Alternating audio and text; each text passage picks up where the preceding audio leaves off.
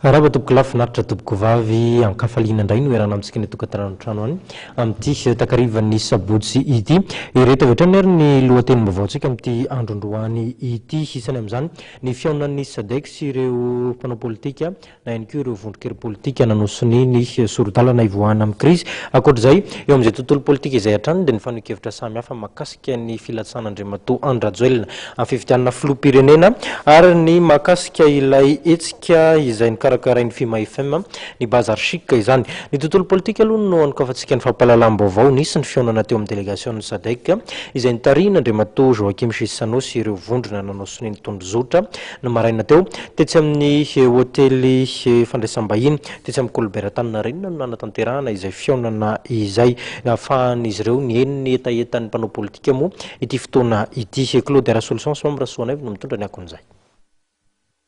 Niona tamin'ireo vondrona nanosony ny tondrozotra ny maraina teo ny delegation'ny SADC tarihan'Andriamatoa Joachim Chissano.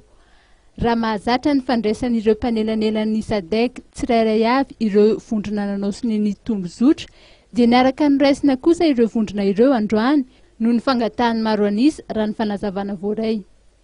Ity fihaonana ity dia natao indrindra mba hiainon'ireo delegation'ny SADC ny hevitry ny maro manoloana ny toetra rà eto Madagasikara ary dia samy nanana ny heviny manoloana izay ireo vondrona nanosony ny tondrozotra. Io ange ny médiateur ny aino izy hoe inona ny hevitry ny maro dia nampitay ny any no hoe ilazy izy hoe izao na tsy izao ny médiateur iny moa zany azy anjahany indray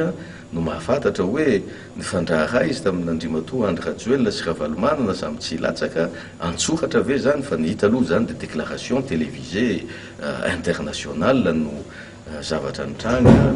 ahita-po kitam-pirenena ary natetontsika mahalala an'izay anjahany SADC indray no mahafantatra hoe inona no fanapahan-kevitra ho raisiny manoloana an'izay zavatra zay. Raha VTM le izy dia hoe mampatatahotra ihany ny fanaovana ny élection io raha ohatra ka hoe rehefa afaka volana antsika neno azy satria be dia be zany ireo fepetra tsy voahaja be dia be zany le izy ary io moa zany amin'izao fararazotsika mahita hoe ao anaty moa io mikasika amin'ny filatsana Andriamatoa filohan'ny transition momaly io tsy mbola fantatra an'izay valiny ka ny sorana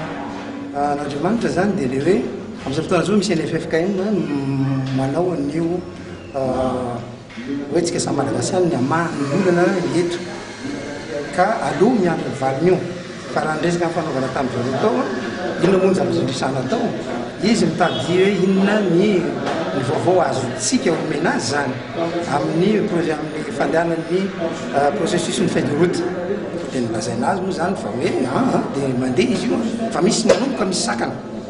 manahirana be ka io tsy azo hoe hoterena ohatry ny hoe atao forcine zany ny élection amin'ny le 24 juillet zay ihany angamba ny zavatra andresana avy ety aminay zany dia zay hoe manahirana ihany 24 juillet io. Tsy nisy ny resaka nataon'ny delegation'ny SADC tao aorian'ny fakanany hevitra ireo mpanosony ny tondrozotra. Raha pitso mialohan'ny hiangany eto Madagasikara no isy ny valandresaka ataon'ny Andriamatoa Joachim Chissano amin'ny mpampalala vaovao.